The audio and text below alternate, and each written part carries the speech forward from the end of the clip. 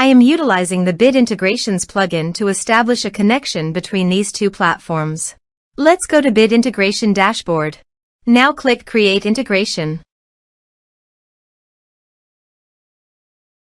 Now search and select Trigger, which is LifterLMS. Select a task and select a course. Click Next. Search and select an action. ConvertKit. Give here the API secret key. So please visit ConvertKit API token. Under the API you can show API secret key. Click on Show and copy the key. And paste it into integrations. Authorize it. Authorization is successfully done. Now click on Next. Select a form. Select tags. Map the respective fields.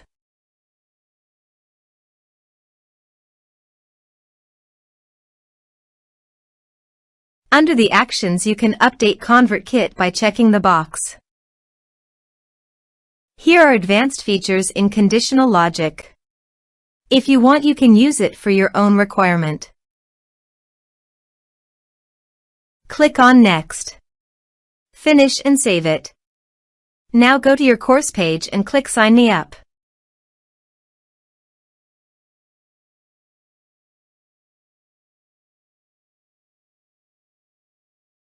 Now click here to log in.